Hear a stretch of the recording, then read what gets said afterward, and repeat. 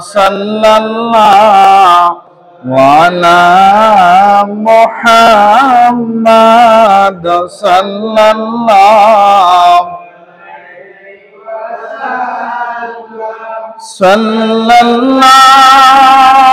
ala Muhammad sallallahu الصبح بدا من طلعته والليل دجى من وفرته صلى الله محمد صلى الله عليه صلى الله على محمد صلى الله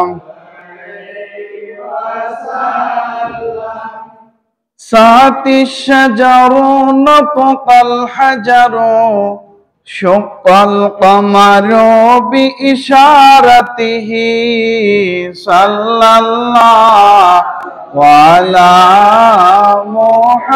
محمد صلى الله عليه وسلم صلى الله محمد صلى الله. السلام عليكم ورحمة الله وبركاته.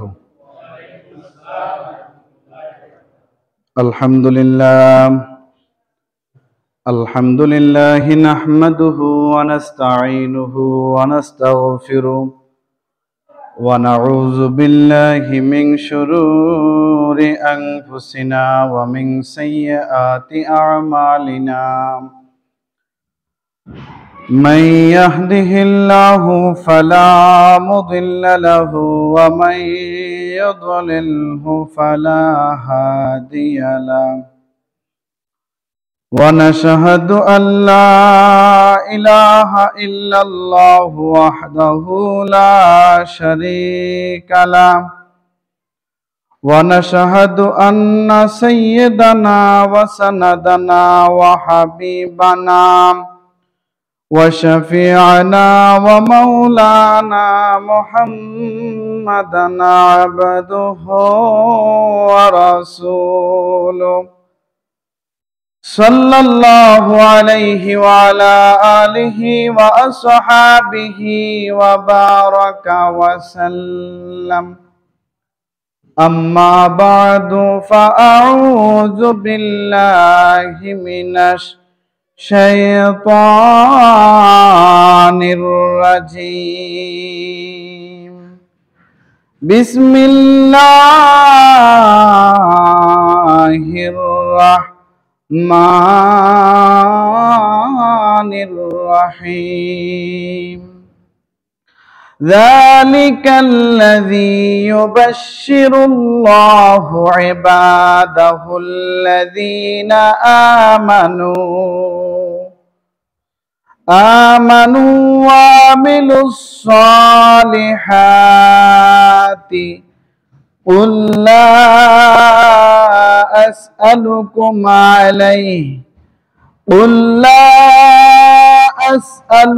عليه أجرا إلا المودة في القربى ومن يقترف حسنة نزد له فيها حسنا إن الله غفور شكور. قال رسول الله صلى الله عليه وسلم أدبوا أولادكم على خصال ثلاث: على حب نبيكم وحب أهل بيته وعلى قراءة القرآن فإن حملة القرآن في ظل الله يوم لا ظل إلا ظله ইল্লা জিল্লুহু মা আম্বিয়াইহি ওয়া আসফিয়াইহি রাওয়াহু কানজুল উম্মাল। বলেন আলহামদুলিল্লাহ। আল্লাহ রাব্বুল আলামিন আমাদেরকে অত্যন্ত আদর করে, অত্যন্ত মায়া করে, অত্যন্ত ভালোবেসে আল্লাহর ঘর মসজিদে আউয়াল ওয়াক্তে আসার বসার তৌফিক দান করেছেন। তাই আমরা প্রত্যেকে বলি আলহামদুলিল্লাহ। আরো শুকরিয়া আদায় করি সৈয়দুল মুরসালিন, ইমামুল মুরসালিন, ইমামুল মুত্তাকিন, খাতামুন নবিয়্যিন, রাহমাতুল লিল আলামিন, শাফিউল মুজনাবিন, রাহাতিল আশিকিন, মুরাদিল মুস্তাকিন, শামসুল আরিফিন, সিরাজুস সালিকিন, সিরাজাম মুনীরা, সৈয়দুল আম্বিয়া, নবিয়্যিনা, শাফিআনা, মাওলানা মুহাম্মদ সাল্লাল্লাহু আলাইহি ওয়াসাল্লামের উম্মত করে যে আল্লাহ আমাদেরকে এই দুনিয়াতে পাঠিয়েছেন, তাই আমরা প্রত্যেকে বলি আলহামদুলিল্লাহ। সম্মানিত হাজিরিন, বুখারী শরীফের কিতাবুল ফিতান, বাবু কওলিন নবী সাল্লাল্লাহু আলাইহি ওয়াসাল্লাম হালাকু উম্মতি আলা ইয়াদাই উগাইলিমাতিন সুপাহা। নবীজি সাল্লাল্লাহু আলাইহি ওয়াসাল্লাম বলেছেন, কতিপয় নির্বোধ যুবক বা বালকের হাতে আমার উম্মত ধ্বংস হবে। হাদিস খানা ভালো করে খেয়াল করুন আপনারা। হযরত মুসা ইবনু ইসমাইল রাহমাতুল্লাহ আলাই, আমর ইবনু ইয়াহইয়া ইবনু সাঈদ ইবনু আমর ইবনু সাঈদ রাদিয়াল্লাহু আনহু থেকে বর্ণিত, তিনি বলেন, আমার দাদা আমাকে জানিয়েছেন যে কুনতু জালিসান মা আবি হুরায়রাতা ফি মসজিদিন নবী সাল্লাল্লাহু আলাইহি ওয়াসাল্লাম বিল মাদিনাতি ওয়া মা'ানা মারওয়ানু। আমি আবু হুরায়রা রাদিয়াল্লাহু তাআলার সাথে মদিনায় মসজিদে অর্থাৎ নবীজির মসজিদে বসা ছিলাম, মসজিদে নববীতে বসা ছিলাম, আমাদের সাথে মারওয়ান ছিল। ক্বালা আবু হুরায়রাতা সামি'তু সাদিকাল মাসদুকা ইয়াকুলু হালাকাতু উম্মতি আলা ইয়াদাই গিলমাতিন মিন কুরাইশিন। এই সময় আবু হুরায়রা বললেন, আমি as-সাদিকুল মাসদুক, সত্যবাদী হিসাবে স্বীকৃত ব্যক্তিকে বলতে শুনেছি, আমার উম্মতের ধ্বংস কুরাইশের কতিপয় বালকের হাতে হবে। নাউজুবিল্লাহ। ফাকালা মারওয়ানু, তখন মারওয়ান বলল, লা'নাতুল্লাহি আলাইহিম গিলমাতান, এই সকল বালকের প্রতি আল্লাহর লানত বর্ষিত হোক। ফাকালা আবু হুরায়রা রাদিয়াল্লাহু আনহু বললেন, লাউ শি'তু আন আকুলা বানি ফুলানিউ ওয়া বানি ফুলানিন লাফাআলতু, আমি যদি বলার ইচ্ছা করি যে তারা অমুক অমুক গোত্রের লোক, তাহলে আমি বলতে সক্ষম। এই হাদিসের ব্যাখ্যায় ফাতহুল বারিতে আল্লামা হাফেজ ইবনে হাজার আসকালানী রহমাতুল্লাহ আলাই মুসান্নাফে ইবনে আবি শাইবার বরাত দিয়ে উল্লেখ করেন, হযরত আবু হুরায়রা রাদিয়াল্লাহু তাআলা আনহু বাজারে হাঁটার সময়ও এই দোয়া করতেন যে 60 হিজরি এবং যুবকদের হাত থেকে আমাকে রক্ষা করো। এই বর্ণনায় ওই দিকে ইঙ্গিত ছিল যে 60 হিজরি সালে যে শাসক হবে সে যুবক সম্প্রদায়ের হবে, এবং এমনই হলো 60 হিজরি সনে ইয়াজিদ বিন মুয়াবিয়া শাসক হিসাবে বসে এবং 64 হিজরি পর্যন্ত বলবৎ থেকে মারা যায়। তাহলে আপনার ফাতহুল বারি 13তম খণ্ড 10 নম্বর পৃষ্ঠা, হাদিস নাম্বার 7058 নম্বর হাদিস, দারুল মাআরিফা বৈরুত। আবু হুরায়রা রাদিয়াল্লাহু তাআলা আনহু রাসূলুল্লাহ সাল্লাল্লাহু আলাইহি ওয়াসাল্লাম থেকে দুপাত্র ইলম শিখেছেন। এই সম্পর্কে সহিহ বুখারী কিতাবুল ইলম হাদিস নাম্বার 118 নম্বর হাদিস। আন আবি হুরায়রাতা রাদিয়াল্লাহু তাআলা আনহু قال হাফিজতু মিন রাসূলিল্লাহি সাল্লাল্লাহু আলাইহি ওয়াসাল্লামা বিআইনি। আবু হুরায়রা রাদিয়াল্লাহু তাআলা থেকে বর্ণিত, তিনি বলেন, আমি রাসূলুল্লাহ সাল্লাল্লাহু আলাইহি সাল্লাম থেকে ইলমের দুটি পাত্র মুখস্থ করে রেখেছিলাম। ফা আম্মা আহাদুহুমা ফাবাসাসতুহু, তার একটি পাত্র বিতরণ করে দিয়েছি। ওয়া আম্মাল আখারু ফালাউ বাসাসতুহু কুতিয়া হাযাল বুলউম, আর অপরটি প্রকাশ করলে আমার কণ্ঠনালী কেটে দেওয়া হবে, ইয়ানি মাজরাত তাআমি। ইমাম বুখারী রাহমাতুল্লাহ আলাইহি বলেন, হাদিসে উল্লেখিত বুলউম শব্দের অর্থ হচ্ছে খাদ্যনালী। দুরূদ পড়েন সাল্লাল্লাহু আলা মুহাম্মাদ সাল্লাল্লাহু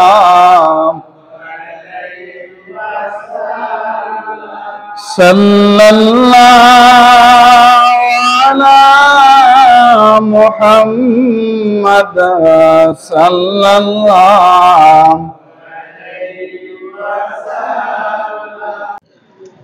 আমরা যে হাদিসটি আপনাদের সামনে তুলে ধরলাম, এই হাদিসের ব্যাখ্যায় বুখারী শরীফের প্রথম খণ্ড 23 নাম্বার পৃষ্ঠার 1 নাম্বার হাসিয়ার মধ্যে এসেছে, আমি বাংলায় বলতেছি। আবু হুরায়রা রাদিয়াল্লাহু তাআলা আনহু কর্তৃক দুপাত্র ইলম শিক্ষার কথা উল্লেখ আছে। দুপাত্র ইলম শিক্ষা কথাটির মর্মার্থ হচ্ছে, যদি সে ইলম লেখা হয় তাহলে দুটি পাত্র পূর্ণ হয়ে যাবে। এক পাত্র ইলমকে তিনি মানুষের মাঝে ছড়িয়ে দিয়েছেন, অন্য পাত্রের ইলম যা তিনি মানুষের সামনে প্রকাশ করেননি তাহা হলো মূলত ফিতনা ও ব্যাপক যুদ্ধের খবর সমূহ, শেষ জামানাতে অবস্থা সমূহের বিবর্তন, এবং যে ব্যাপারে রাসূলুল্লাহ সাল্লাল্লাহু আলাইহি ওয়াসাল্লাম কতিপয় কুরাইশি নির্বোধ কৃতদাসের হাতে দ্বীন ইসলাম নষ্ট হওয়ার খবর দিয়েছেন। আবু হুরায়রা রাদিয়াল্লাহু তাআলা আনহু কখনো কখনো বলতেন, আমি চাইলে তাদের নাম সহ চিহ্নিত করতে পারি, অথবা আবু হুরায়রা রাদিয়াল্লাহু তাআলা কর্তৃক গোপন করা ইলম দ্বারা ওই হাদিস সমূহ হতে পারে যেগুলোতে অত্যাচারী আমিরদের নাম, তাদের অবস্থান সমূহ ও তাদের জামানার বিবরণ আছে। আবু হুরায়রা রাদিয়াল্লাহু তাআলা আনহু কখনো কখনো এদের কতক সম্পর্কে ইশারা করতেন, তাদের থেকে নিজের উপর ক্ষতির আশঙ্কায় তা স্পষ্ট করে বলতেন না। যেমন তার উক্তি, আমি 60 দশকের মাথা ও তরুণদের নেতৃত্ব থেকে আল্লাহর কাছে আশ্রয় চাই। আবু হুরায়রা রাদিয়াল্লাহু তাআলা আনহু উল্লেখিত উক্তি দ্বারা ইয়াজিদ ইবনে মুআবিয়া এর খেলাফতের দিকে ইশারা করতেন, কেননা তার খেলাফত ছিল 60 হিজরি সন। আল্লাহ আবু হুরায়রা রাদিয়াল্লাহু তাআলা আনহুর দোয়াতে সাড়া দিলেন, অর্থাৎ আবু হুরায়রা রাদিয়াল্লাহু তাআলার দোয়া আল্লাহ কবুল করলেন। আবু হুরায়রা রাদিয়াল্লাহু তাআলা আনহু 60 হিজরির 1 বছর পূর্বে তিনি মারা যান। আন মিসওয়ার ইবনে মাখরামাতা রাদিয়াল্লাহু আনহুমা, হযরত মিসওয়ার ইবনে মাখরামা রাদিয়াল্লাহু তাআলা আনহু থেকে বর্ণিত, আন্না রাসূলুল্লাহ সাল্লাল্লাহু আলাইহি ওয়াসাল্লাম قال, আল্লাহ রাসূল সাল্লাল্লাহু আলাইহি ওয়াসাল্লাম বলেন, ফাতিমাতু বিদআতুম মিন্নি ফামান আগদাবাহা আগদাবানি, ফাতেমা আমার কলিজার টুকরা, যে তাকে দুঃখ দিবে সে যেন আমাকে দুঃখ দিল। মুসনাদ আহমদের মধ্যে একখানা হাদিস আসছে 18540 নাম্বার হাদিস। এই হাদিসখানা সহিহ মুসলিমের মধ্যে এসেছে, ফা ইন্নামা ইবনাতি বাদাতুম মিন্নি, কেননা আমার মেয়ে আমারও একটা অংশ, ইউরিবুনি মা আরাবাহা, যা তাকে বিষণ্ণ করে তা আমাকেও বিষণ্ণ করে, ওয়া ইউযিনি মা আযাহা, যা তাকে কষ্ট দেয় তা আমাকেও কষ্ট দেয়। সহিহ মুসলিম 4432 নাম্বার হাদিস। ওয়া আহলু বাইতি উযাক্কিরুকুমুল্লাহ ফি আহলি বাইতি, আমার আহালের ব্যাপারে তোমাদেরকে আল্লাহর কথা স্মরণ করিয়ে দিচ্ছি। উযাক্কিরুকুমুল্লাহ ফি আহলি বাইতি, আমার আহালের ব্যাপারে তোমাদেরকে আল্লাহর কথা স্মরণ করিয়ে দিচ্ছি। উযাক্কিরু কুমুল্লাহ ফি আহলি বাইতি, আমার আহলের ব্যাপারে তোমাদেরকে আল্লাহর কথা স্মরণ করিয়ে দিচ্ছি। মুসনাদে আহমদ শরীফের 6183 নম্বর হাদিস। ওয়ান আবি যাররিন রাদিয়াল্লাহু আনহু আন্নাহু ক্বাল ওয়া হুয়া আখিজুন বিবাবিল কাবা, হযরত আবু যর গিফারি রাদিয়াল্লাহু তাআলা আনহু থেকে বর্ণিত, তিনি পবিত্র কাবা ঘরের দরজায় হাত দিয়ে ধরা অবস্থায় বলেন, সামিতুন নাবিয়্যা সাল্লাল্লাহু আলাইহি ওয়াসাল্লাম ইয়াকুল, আমি নবী করিম সাল্লাল্লাহু আলাইহি ওয়াসাল্লামকে বলতে শুনেছি, আলা ইন্না মিসলা আহলে বাইতি ফিকুম মিসলু সাফিনাতি নূহিন, তোমাদের মধ্যে আমার আহলে বায়াতের দৃষ্টান্ত হযরত নূহ আলাইহিস সালামের কিস্তির মতো। মান রাকিবাহা নাজা, যে এতে আরোহণ করেছে সে মুক্তি পেয়েছে। ওয়া মান তাখাল্লাফা আনহা হালাকা, আর যে এটা থেকে মুখ ফিরিয়ে নিয়েছে সে ধ্বংস হয়েছে। জামে তিরমিজি 3751 নম্বর হাদিস। আন ইবনে আব্বাসিন ক্বাল ক্বালা রাসূলুল্লাহ সাল্লাল্লাহু আলাইহি ওয়াসাল্লাম, হযরত ইবনে আব্বাস থেকে বর্ণিত, তিনি বলেন রাসূলুল্লাহ সাল্লাল্লাহু আলাইহি ওয়াসাল্লাম বলেছেন, আহিব্বুল্লাহ লিমা ইয়াগযুকুম মিন নিআমিহি, তোমরা আল্লাহ তাআলাকে মহব্বত করো কেননা তিনি তোমাদেরকে নিয়ামত রাজিক দিচ্ছেন, নিয়ামত দিচ্ছেন, খাওয়াচ্ছেন এবং তোমাদের রিজিক দিচ্ছেন। ওয়া আহিব্বুনি বিহুব্বিল্লাহ, আর আল্লাহ তাআলার মহব্বতে তোমরা আমি রাসূলুল্লাহ সাল্লাল্লাহু আলাইহি ওয়াসাল্লামকে মহব্বত করো। ওয়া আহিব্বু আহলা বাইতি লিহুব্বি, এবং আমি রাসূলুল্লাহ সাল্লাল্লাহু আলাইহি ওয়াসাল্লামের মহব্বতে আমার আহলে বাইতকেও মহব্বত করো। عن علي بن أبي طالب قال قال رسول الله صلى الله عليه وسلم, হযরত আলী ইবনে আবু তালেব থেকে হাদিস খানা বর্ণিত, তিনি বলেন রাসূলুল্লাহ সাল্লাল্লাহু আলাইহি ওয়াসাল্লাম ইরশাদ করেছেন, আদিবু আওলাদাকুম আলা খিসালে সালাসিন, তোমরা তোমাদের সন্তানদেরকে তিনটি আমল শিক্ষা দাও। এক নাম্বার আলা হুব্বে নাবিয়িকুম, তোমাদের নবীর মহব্বত, নবীর ভালোবাসা তাদেরকে শিক্ষা দাও। ওয়া হুব্বে আহলে বাইতিহি, এবং আহলে বাইতের ভালোবাসা, আহলে বাইতের মহব্বত তাদেরকে শিক্ষা দাও, অর্থাৎ নবী পরিবারের ভালোবাসা তাদেরকে শিক্ষা দাও। ওয়া আলা কিরাআতিল কুরআন, এবং তাদেরকে কোরআন তেলাওয়াত শিক্ষা দাও।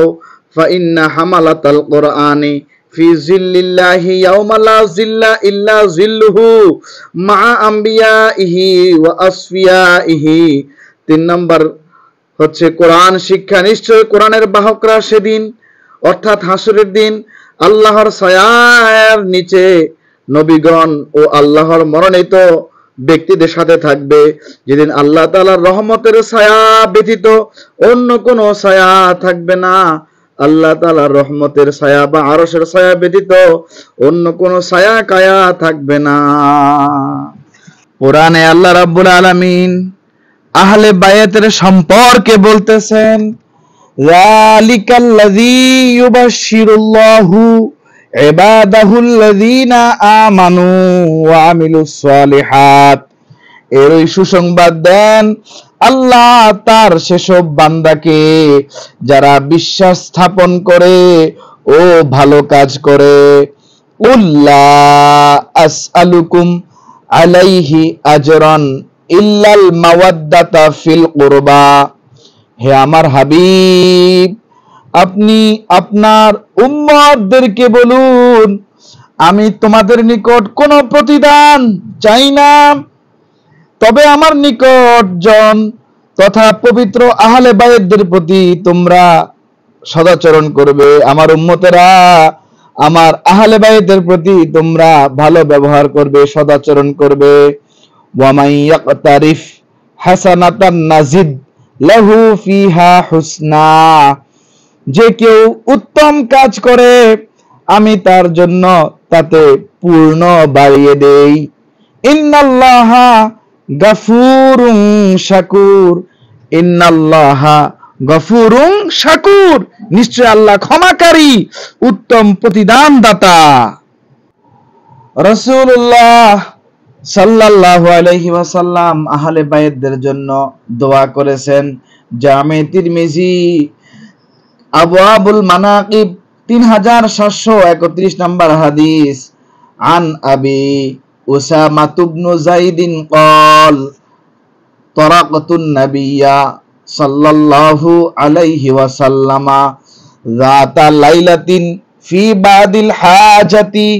ওসামা বিন যায়েদ রাদিয়াল্লাহু তাআলা হতে বর্ণিত, তিনি বলেন, একদিন কোন প্রয়োজনে কোন এক রাত্রে আমি রাসূলুল্লাহ সাল্লাল্লাহু আলাইহি ওয়াসাল্লামের নিকটে উপস্থিত হলাম।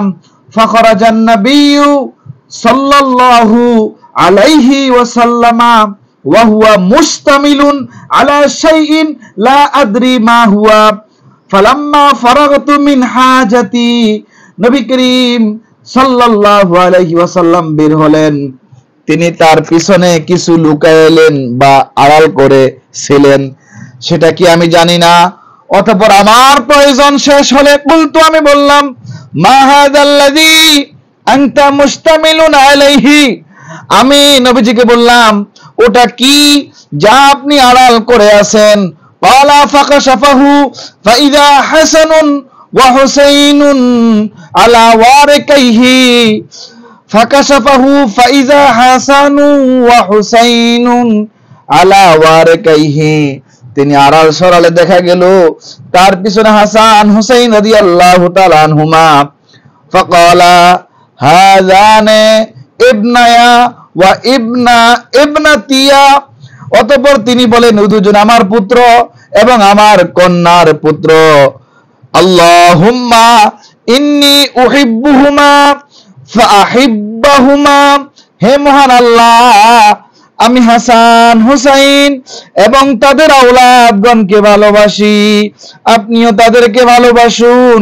ওয়া আহিব্বা মান ইউহিব্বুহুমা, এবং যে ব্যক্তি তাদেরকে ভালোবাসবে তাকে আপনিও ভালোবাসুন। সুবহানাল্লাহ বলেন।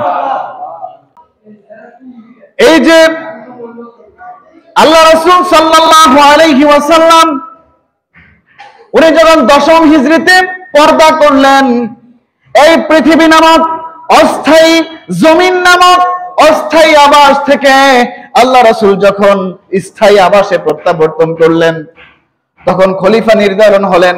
আল্লাহ রাসূল সাল্লাল্লাহু আলাইহি ওয়াসাল্লাম উনি যে কয়েকটা ইঙ্গিত দিয়ে গেছেন, এটার মানে বুঝে যায় সিদ্দিক আকবর খলিফা। হযরত আবু বকর সিদ্দিক রাদিয়াল্লাহু তাআলা আনহু উনি খেলাফত লাভ করলেন রাসূলুল্লাহর পরে। আবু বকর সিদ্দিক রাদিয়াল্লাহু তাআলা আনহু উনি আড়াই বছর উনি প্রায় 2 বছর 6 মাস উনি রাজ্য অথবা রাষ্ট্র অথবা খেলাফত পরিচালনা করেছেন। কি পরিচালনা করেছেন? আমরা কিন্তু বর্তমান খেলাফতের উপর নাই, আমরা আছি কিসের উপর? গণতন্ত্র। কিসের উপর? গণতন্ত্র। আব্রাহাম লিঙ্কনের উসুল, মূল ভিত্তির উপর আমরা আছি।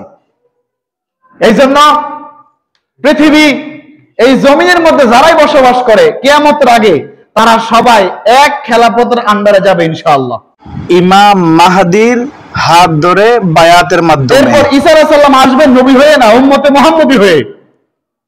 কথা কি বুঝতে পেরেছেন? ইমাম মাহদী উনি দায়িত্ব দিয়ে দেবে কার উপর? ঈসা রুহুল্লাহর উপর। তখন ঈসা আলাইহিস সালাম আর ঈসা আলাইহিস সালাম আমরা বলবো না, কারণ উনি আমাদের মুসলমান ভাই হয়ে যাবেন। এখনো পর্যন্ত নবী আছেন। কি আছেন? নবী হিসাবে আছেন। কারণ আপনি উম্মতে মুহাম্মদী, রাসূলের উম্মত, তা আপনি আমার ভাই না? কথা বলেন না কেন? তো ঈসা আলাইহিস সালাম যখন আল্লাহর হুকুমে আবার আসবেন, এটাকে বলে পদার্পণ। এটাতে উনি উম্মতে মুহাম্মদী হয়ে আসবেন, নবী হয়ে আসবেন না। ইমাম মাহদী এই দায়িত্ব কয়েক বছর পরিচালনা করার পর হযরত ঈসা আলাইহিস সালামের উপর দায়িত্ব দিয়ে দেবে। ইসলামী বর্ষপঞ্জির প্রথম মাস মুহররম ইসলামের ইতিহাসে এই মাসটি স্মৃতি বিজড়িত মাস। আশুরা হলো মুহররমের 10 তারিখ। 61 হিজরিতে আশুরার দিনে শুক্রবার অপরাহ্নে কারবালার প্রান্তরে ফরাত নদীর তীরে প্রিয় নবী সাল্লাল্লাহু আলাইহি ওয়াসাল্লামের প্রাণ প্রিয় নাতি হযরত হুসাইন রাদিয়াল্লাহু তাআলা আনহুকে নির্মমভাবে শহীদ করা হয়। কারবালা ইরাকের অন্তর্গত প্রদেশের রাজধানী শহর। এটি বাগদাদের 100 কিলোমিটার দক্ষিণ পশ্চিমে অবস্থিত। এই কারবালা যে নামটা, এটা আরবি শব্দ। কারবালা কি শব্দ? কারব অর্থ হচ্ছে দুঃখ বা সংকট, আর বালা শব্দের অর্থ হচ্ছে বিপদ বা বালা মুসিবত। 10 হিজরিতে আল্লাহ রাসূল সাল্লাল্লাহু আলাইহি ওয়াসাল্লাম উনি পর্দা করলেন। প্রথম খলিফা হিসাবে অভিষিক্ত হন হযরত আবু বকর সিদ্দিক রাদিয়াল্লাহু তাআলা আনহু। তিনি প্রায় 2.5 বছর খেলাফত পরিচালনা করার পর ইন্তেকাল করেন। মৃত্যুর আগে তিনি তার স্থলাভিষিক্ত করে যান দ্বিতীয় খলিফা হযরত ওমর ফারুক রাদিয়াল্লাহু তাআলা আনহুকে। সুবহানাল্লাহ বলেন। উনি প্রায় 10 বছর খেলাফত কি করলেন? পরিচালনা করলেন।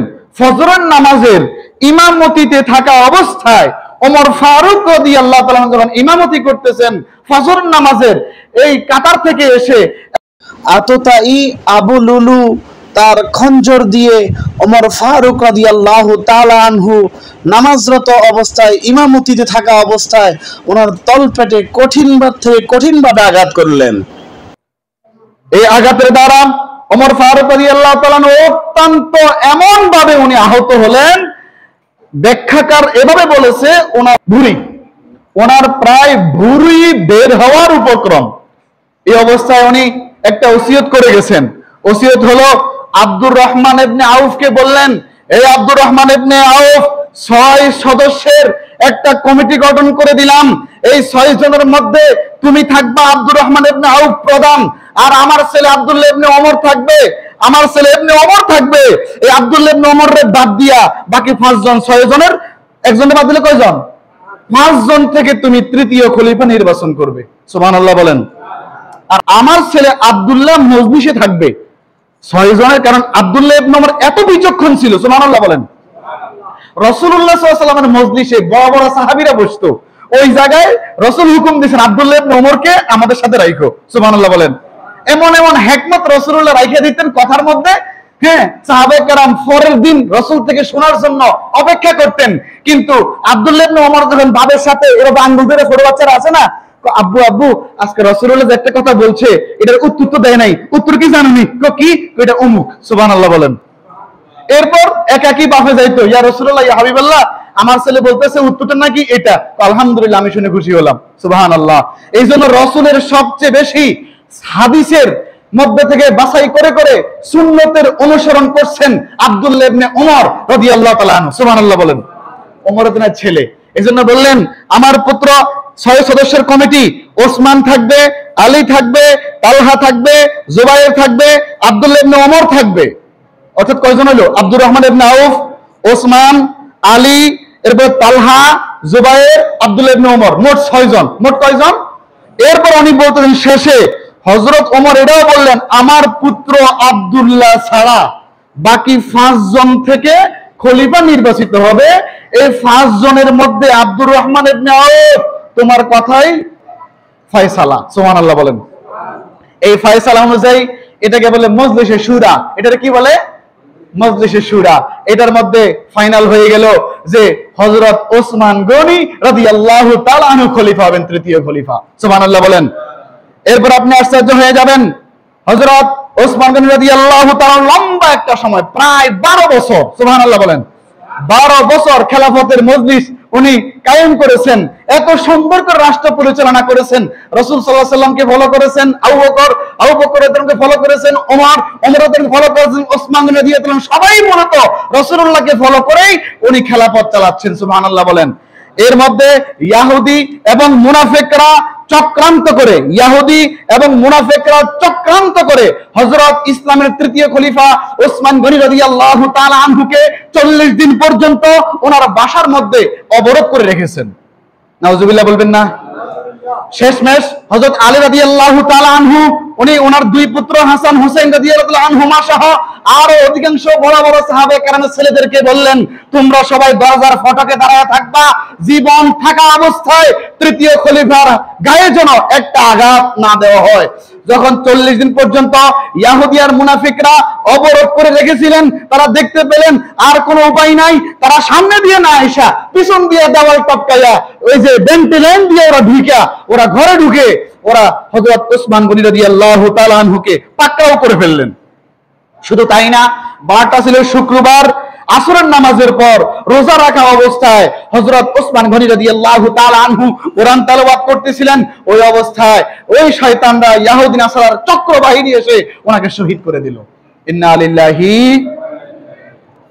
তাহলে বিদ্রোহীদের হাতে হযরত ওসমান গনি রাদিয়াল্লাহু তাআলা আনহু শহীদ হলেন। এরপর খেয়াল করেন, শহীদ হওয়ার পরে মজলিসে শুরা, ওই যে আমরা একটু আগে বললাম না, এই মজলিসে শুরার মাধ্যমে চতুর্থ খলিফা কে হবে এটা নিয়ে আবার একটা কি দেখা দিল, আউটসাইডে একটা ওই শয়তানগুলো ইহুদি এবং আপনার কারা মুনাফিকরা আর একটা ঘটনা বাজায় দিচ্ছে। তারপরও মজলিসে শুরা খুব শক্তভাবে কঠিনভাবে বসে হযরত আলী রাদিয়াল্লাহু তাআলা আনহুকে চতুর্থ খলিফা নির্বাচন করে ফেললেন। সুবহানাল্লাহ বলেন। হযরত আলী রাদিয়াল্লাহু তাআলা আনহু অভ্যন্তরীণ, খেয়াল করেন, অভ্যন্তরীণ বিশৃঙ্খলা এত ভারে বেড়েছে, এই জন্য ইসলামের তৃতীয় খলিফা ওসমান গনি রাদিয়াল্লাহু তাআলা আনহুকে শহীদ যে করা হলো, ওই শহীদের বিচার, হত্যার বিচার উনি করতে পারতেছিলেন না। কারণ অভ্যন্তরীণ গোলযোগটা ঠান্ডা করবে আগে না বিচার করবে আগে? আপনারা কথা একটা খেয়াল করেন, এখন আপনাদের সামনে মসজিদে একটা বিচার হবে, বিচার, এই বিচারের আগে মসজিদে মানুষ হই হুল্লা করতেছে, হই হুল্লা থামাইবেন না বিচার করবেন আগে?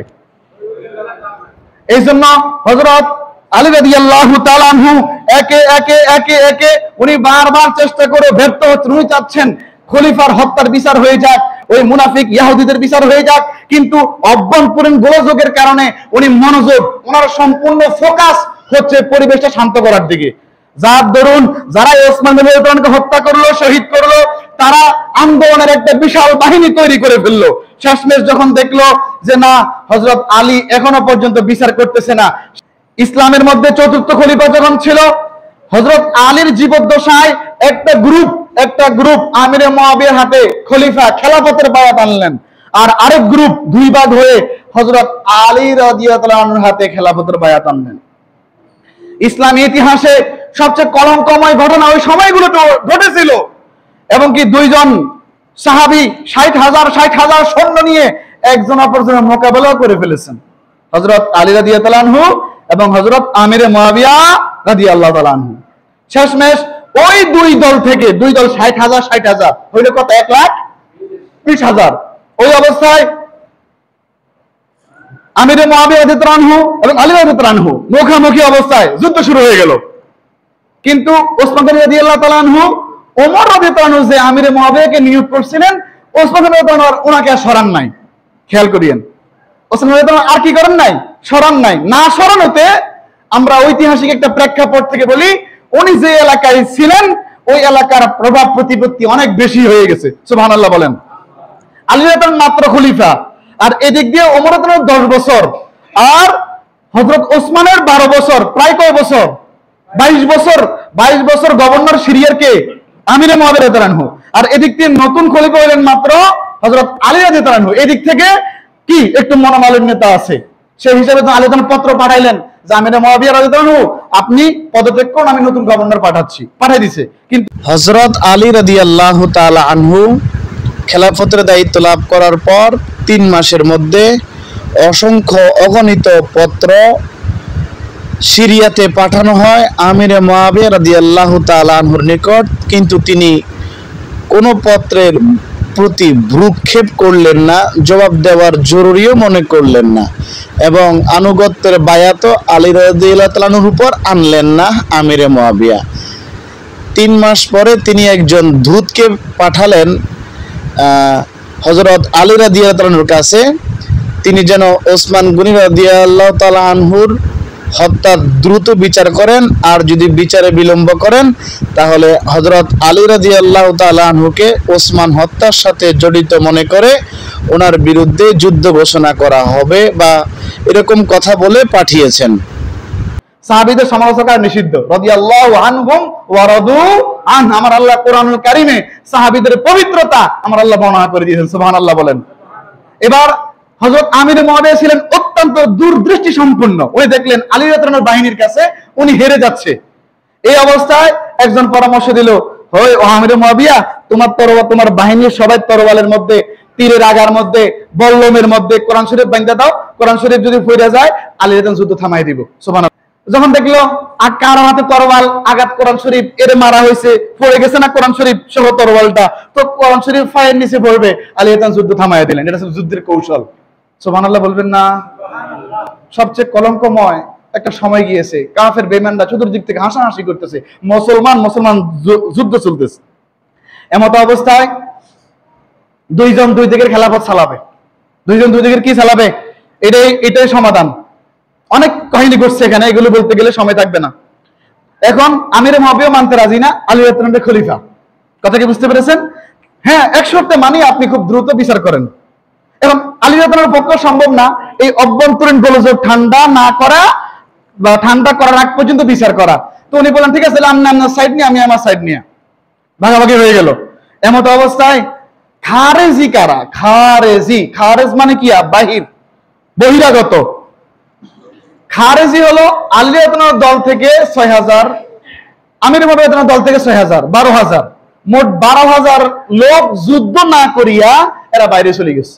এদেরকে আরবিতে বলে খারিজ বা খারেজি। এটা একটা ফেরকা। এটা একটা কি? এই 12000 কথা হইলো আমির মুআবিয়া রাদিয়াল্লাহু আনহু মাইরা ফেলামু, আলী রাদিয়াল্লাহু আনহু মাইরা ফেলামু, আমর ইবনে আসকেও মেরে ফেলবো অবস্থা। এদের কথা হলো আমরাই কি দিব? নেতৃত্ব দিব ওই খারেজিরা। এদের কাছে আলীও খলিফা না এবং কি আমির মুআবিয়া খলিফা না, এরা নিজেরাই এরা বাইরে গেছে। এরা ছাড়া বাকি সবাই যুদ্ধ হয়েছে। কথা মনে রাখেন। হযরত আমির মুআবিয়া রাদিয়াল্লাহু তাআলা আনহু, হযরত আলী রাদিয়াল্লাহু তাআলা আনহু এরা মারার জন্য প্ল্যান করছে।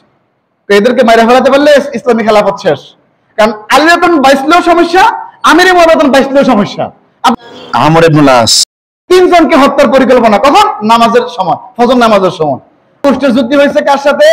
আম্মাজান আয়েশা রাদিয়াল্লাহু তাআলা আনহা এবং তালহা এবং জুবায়ের রাদিয়াল্লাহু তাআলা আনহুমা। আম্মাজান আয়েশার পক্ষে, অপরদিকে আলী রাদিয়াল্লাহু আনহু। আম্মাজান আয়েশা সিদ্দিকা রাদিয়াল্লাহু তাআলা আনহা সহ হযরত তালহা রাদিয়াল্লাহু তাআলা আনহু, হযরত জুবায়ের রাদিয়াল্লাহু তাআলা আনহু চতুর্দিক থেকে যোদ্ধা সংগ্রহ করে প্রায় 30,000 যোদ্ধা নিয়ে হযরত আলী রাদিয়াল্লাহু তাআলা আনহুর বিরুদ্ধে আবির্ভূত হলেন। হযরত আলী রাদিয়াল্লাহু তাআলা আনহু লোকদের নিয়ে 20,000 যোদ্ধা সংগ্রহ করে তিনি হযরত তালহা, জুবায়ের রাদিয়াল্লাহু আনহুমার মুখোমুখি হলেন।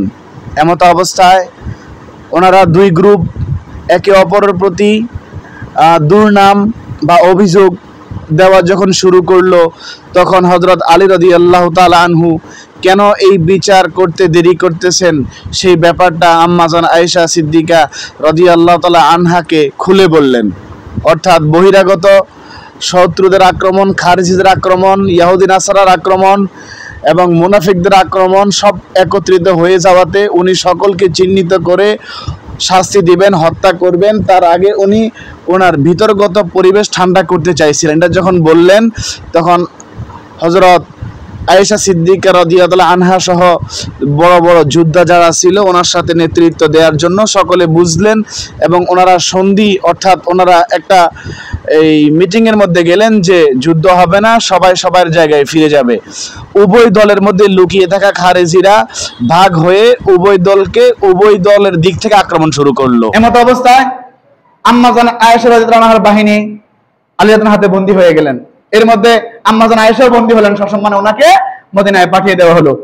আর এর মধ্যে প্রতিমধ্যে তালহা এবং জুবায়ের রাদিয়াল্লাহু আনহুমা শক্তিশালী দুইজন সাহাবী যারা মজলিসে শুরার দুইজন সাংগঠনিক লোক ছিল, এদেরকে শহীদ করে ফেলা হলো।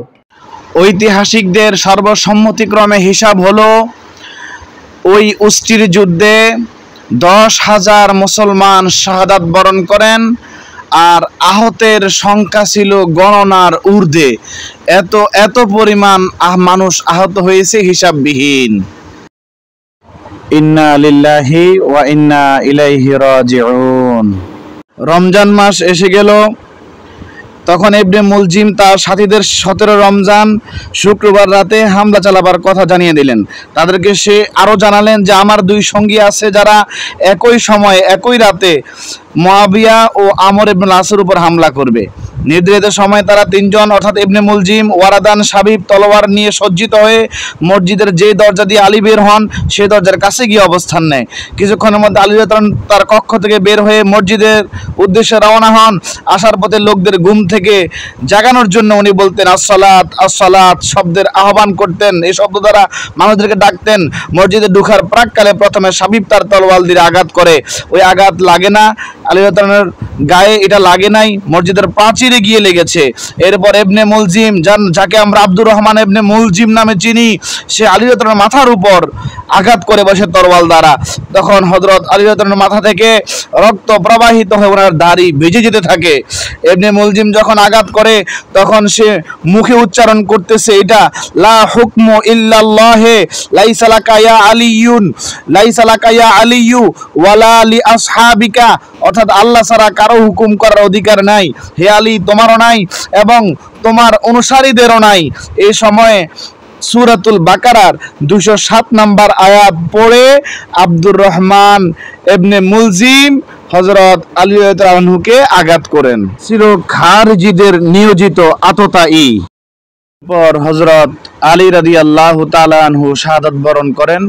শাহাদাতের পূর্বে নিজের 2 ছেলেকে ডেকে এনে অনেকগুলো ওসিয়ত করেন, যা আপনারা আল বিদায়া ওয়ান নিহায়া কিতাবের মধ্যে পেয়ে যাবেন ইনশাআল্লাহ। আর আমিরে মুয়াবিয়া রাদিয়াল্লাহু তাআলা আনহুর হত্যার দায়িত্ব নিয়েছিল বারক নামের একজন। নির্ধারিত দিনে মুয়াবিয়া রাদিয়াল্লাহু আনহু ফজরের সালাতে আদায়ের জন্য যখন বের হলেন, পথে বারক তাকে তলোয়ার দিয়ে আঘাত করেন। কেউ বলেছেন বিষযুক্ত খঞ্জর দিয়ে আঘাত করেন, কিন্তু ভাগ্যক্রমে হযরত মুয়াবিয়ার আঘাতটি ওনার নিতম্বে লাগে এবং সেখান থেকে কিছু অংশ কেটে যায়।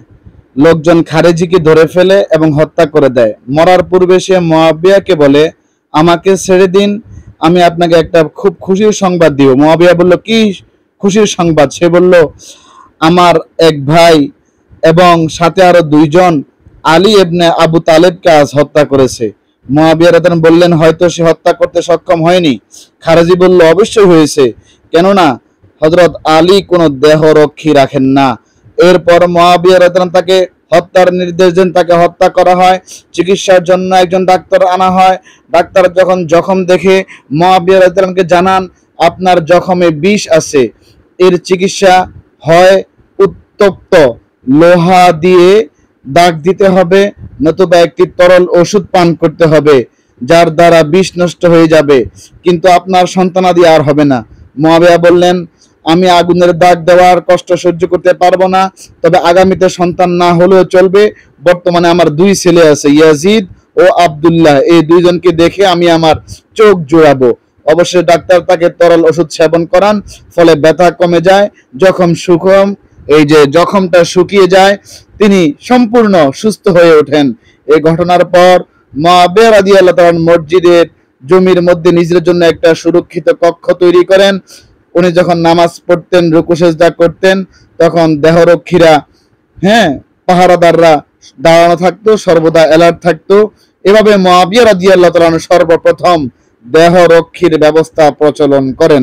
এরপর আরেকজন দায়িত্ব নিয়েছে, আমর ইবনে আসকে হত্যা করার দায়িত্ব নিয়েছিল আমর ইবনে বকর নামে এক খারেজি। সে নির্ধারিত সময়ে ফজরের সালাতে যাওয়ার সময় তাকে হত্যা করার উদ্দেশ্যে ওত পেতে বসে থাকে, কিন্তু ঘটনাক্রমে ওই সময় আমর ইবনুল আস ভীষণ পেটে ব্যথা হওয়ায় তিনি মসজিদে আসতে পারেন নাই। তার স্থলাভিষিক্ত করে খারেজা ইবনে আবু হাবিবকে পাঠিয়ে দেন। খারেজা ছিলেন বনু আমির ইবনে লুয়াই এর লোক এবং আমর ইবনে আসের অন্যতম পুলিশ অফিসার। খারেজি তাকে আমর ইবনে আস মনে করে আঘাত করে এবং হত্যা চূড়ান্ত করে ফেলে। চতুর্থ খলিফা শাহাদাত হওয়ার পর সবাই বলতেছে, যেহেতু ইমাম হাসান রাদিয়াল্লাহু তাআলা আনহু আল্লাহ রাসূলের নাতি, উনি খলিফা হোক, ওনাকে সবাই বললা টুল্লা বুঝাইয়া হ্যাঁ বসাইলো, সবাই ওনার হাতে বায়াত গ্রহণ করলো। হযরত হাসান রাদিয়াল্লাহু তাআলা আনহু 6 মাস খেলাফত পরিচালনা করেন। তিনি অনৈক্যের ফলে কুফল ও যুদ্ধের বিভীষিকা তিনি বুঝতে পারলেন। তিনি শান্তির জন্য নিজের খেলাফত ত্যাগ করে অপর অংশে খলিফা হযরত মুআবিয়া রাদিয়াল্লাহু তাআলার সঙ্গে ঐক্যের চুক্তি করেন এবং হযরত মুআবিয়া রাদিয়াল্লাহু তাআলা আনহু মৃত্যুর পর পুনরায় ইমাম হাসান রাদিয়াল্লাহু তাআলা আনহু খলিফা হবেন এই বিষয়ে চুক্তি হয় এবং এভাবেই দায়িত্ব চলতে থাকে। এই শর্তে খেলাফতের সম্পূর্ণ দায়িত্ব আমিরে মুআবিয়া রাদিয়াল্লাহু তাআলার হাতে ইমাম হাসান সুপর্দ করলেন। এই সুবাদে হযরত মুআবিয়া রাদিয়াল্লাহু তাআলা পূর্ণাঙ্গ রূপে হযরত মুআবিয়া রাদিয়াল্লাহু তাআলা আনহু পূর্ণাঙ্গ রূপে তিনি পঞ্চম খলিফা হিসাবে পরিগণিত হন। তখন তিনি হযরত হাসান, হযরত হোসাইন রাদিয়াল্লাহু আনহুমাকে নিয়মিত মাশওয়ারা ও বার্ষিকী সম্মানী প্রদান করতেন। এর মধ্যে হযরত হাসান রাদিয়াল্লাহু তাআলা আনহুর খাদ্যে বিষক্রিয়ায় ইন্তেকাল করলেন। এর দ্বারা হযরত আমিরে মুআবিয়া রাদিয়াল্লাহু তাআলা আনহুর সাথে যে চুক্তি ইমাম হাসানের ছিল ওই চুক্তির অবসান হয়ে যায় এবং উভয় মুসলমানদের মধ্যে সন্দেহের দুম্রজাল সৃষ্টি হয়। হযরত মুআবিয়া রাদিয়াল্লাহু তাআলা তার খেলাফতের শেষ দিকে এসে 56 হিজরিতে নানান বিষয় চিন্তা করে তার উপদেষ্টাদের পরামর্শক্রমে নিজ পুত্র ইয়াজিদকে পরবর্তী খলিফা নিযুক্ত করার পূর্ব ঘোষণা দিলে ওনার যে সামনে মজলিস ছিল, ওনার দরবার ছিল, সেই দরবারের ভিতরে মিশ্র প্রতিক্রিয়া দেখা দেয়। তখন তিনি তা আপাতত স্থগিত রাখেন। এই বিষয়টি অমীমাংসিত থেকে যায়। 60 হিজরি সনে হযরত মুআবিয়া রাদিয়াল্লাহু তাআলা আনহু ইন্তেকাল করার পর ইয়াজিদ খলিফা হয়ে সবার আনুগত্য ও নিরঙ্কুশ আধিপত্য বিস্তার করতে চাইলে হযরত হোসাইন রাদিয়াল্লাহু তাআলা সহ আরো অনেকে তাতে অস্বীকৃতি জানান। ইয়াজিদ সিরিয়া থেকে কুফা, মক্কা থেকে মদিনা ত্রাসের রাজত্ব কায়েম করেন। এই অবস্থায় জুলুম নির্যাতন থেকে মুক্তির আশায় কুফাবাসী হযরত হোসাইন রাদিয়াল্লাহু আনহুকে মদিনা থেকে আসার বারবার পত্র মারফত অনুরোধ জানাতে লাগলেন। জনসাধারণকে রক্ষা ও ইসলামের মূলধারা অক্ষুণ্ণ রাখার স্বার্থে এই আহ্বানে সাড়া দেন। অনূর্ধ্ব 80 থেকে 72 কিংবা 77 জন সহযাত্রী নারী পুরুষ নিয়ে কারবালার ফোরাতের তীরে এসে ইয়াজিদের অনুচর ইবনে জিয়াদ কর্তৃক বাধাপ্রাপ্ত হন এবং সত্য ও ন্যায়ের পতাকা সমুন্নত রেখে সপরিবারে ইমাম হুসাইন রাদিয়াল্লাহু তাআলা আনহু শাহাদাত বরণ করেন। নারীদেরকে জিম্মি করা হয়। জয়নুল আবেদিন অসুস্থ ছিল, ওনাকে হত্যা করা হয়নি। ইমাম দারিমি রাহমাতুল্লাহ আলাইহি লিখেন, হুসাইন রাদিয়াল্লাহু আনহু হত্যাকারী শিমার ইবনে জিলজাউশান। হযরত হুসাইন রাদিয়াল্লাহু আনহু হত্যাকারী শিমার ইবনে জিলজাউশান। কেউ কেউ বলেন তার হত্যাকারী সিনান ইবনে আনাস নাখঈ, খাওলা বিনতে ইয়াজিদ আসবাহি ও শিবলি ইবনে ইয়াজিদ। ইন্তেকালের সময় ইমাম হুসাইন রাদিয়াল্লাহু আনহুর বয়স ছিল 54 বছর 6 মাস 15 দিন। মুহাম্মদ ইবনে সাদ বলেন, ইয়াজিদ হযরত হুসাইন রাদিয়াল্লাহু আনহুর শির মোবারক মদিনার গভর্নর আমর ইবনে সাইদের কাছে পাঠালে তিনি তা জান্নাতুল বাকিতে কবরস্থানে ফাতেমা রাদিয়াল্লাহু তাআলা আনহার কবরের পাশে কবরস্থ করেন। মুহাম্মদ ইবনে ওমর ইবনে সালির রওয়ায়াত অনুযায়ী তাকে দাফন করা হয় দামেস্কের শহরে বাবুল ফারাদিসে। হুসাইন রাদিয়াল্লাহু আনহুর শির মোবারক নিয়ে আরো প্রচলিত আছে তার পবিত্র শির ইয়াজিদের নির্দেশে গোলাপ জল দিয়ে কয়েকবার ধোয়া হয় এবং কয়েকটি কাপড় দিয়ে কাফন পরানো হয়। তখন ইয়াজিদের রাজদরবারে আসকালান দক্ষিণ ফিলিস্তিনের অঞ্চলের একদল লোক ছিলেন। তারা তা দাফন করার আগ্রহ ব্যক্ত করলে তাদের দেওয়া হয়। তারা দামেস্কের আসকালানে দাফন করেন। 1096 থেকে 1290 সনের মাঝামাঝি ইউরোপীয় খ্রিস্টান ক্রুসেডাররা মধ্যপ্রাচ্যে হামলা চালালে গুজব ছড়িয়ে পড়ে যে অচিরেই ক্রুসেডাররা আসকালান নগরীতে অবস্থিত হযরত হোসাইনের শির মোবারক উত্তোলন করবে। তাই ফাতিমি শাসকরা তার মস্তক উত্তোলন করে 459 হিজরিতে কায়রো মসজিদে হোসাইন সংলগ্ন স্থানে দাফন করে। মাজমুয়ে ফাতাওয়া 27তম খণ্ডে এই বিষয়ে দীর্ঘ আলোচনা রয়েছে।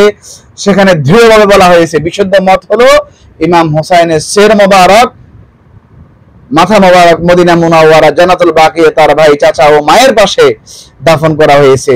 জুবাইর বিন বাক্কার কিতাবুল আনসাব প্রণেতা মোহাম্মদ বিন সাদ তাবাকাত রচয়িতা প্রমুখ উল্লেখ করেছেন যে তার শির মদিনায় পাঠিয়ে দেওয়া হয়েছে এবং তাকে হযরত হাসানের পাশে দাফন করা হয়েছে। আবার অনেকে মতামত দিয়েছেন হযরত হোসেনের কবর হযরত আলী রাদিয়াল্লাহু কবরের পাশে ফোরাত নদীর তীরে উঁচু ভূমিতে অবস্থিত। ইবনে জারির তাবারি রাহমাতুল্লাহ আলাইহি ও অন্যান্য ইতিহাসবিদদের উল্লেখ হলো হোসেন রাদিয়াল্লাহু শাহাদাতের জায়গায় চিহ্নটুকু মুছে গেছে, এমনকি কেউ এই নির্দিষ্ট জায়গাটির কোনো তথ্য দিতে পারেননি। যারা হোসেন রাদিয়াল্লাহু কবরস্থান সম্পর্কে জানেন বলে ধারণা করেন, আবু নুআইম ও ফজল ইবনে দিকান তাদের দাবি নাকচ করে দেন। আল বিদায়া ওয়ান নিহায়া ইবনে কাসির। বাবা আমার, গভীর মনোযোগ। হোসেন রাদিয়াল্লাহু তাআলা শাহাদাত প্রকৃত পক্ষে ইয়াজিদের মৃত্যু অর্থাৎ পরাজয়। প্রত্যেক কারবালার পর ইসলাম সঞ্জীবিত হয়। আল্লাহ আরো শুকরিয়া আদায় করি সৈয়দুল মুরসালিন, ইমামুল মুরসালিন, ইমামুল মুত্তাকিন, খাতামুন নবিয়্যিন, রাহমাতুল লিল আলামিন, শাফিউল মুজনাবিন, রাহাতুল আশিকিন, মুরাদুল মুস্তাকিন, শামসুল আরিফিন, সিরাজুস সালিকিন, সিরাজাম মুনীরা, সৈয়দুল আম্বিয়া, নবিয়্যিনা, শাফিআনা, মাওলানা মুহাম্মদ সাল্লাল্লাহু আলাইহি ওয়াসাল্লামের উম্মত করে যে আল্লাহ আমাদেরকে এই দুনিয়াতে পাঠিয়েছেন, তাই আমরা প্রত্যেকে বলি আলহামদুলিল্লাহ।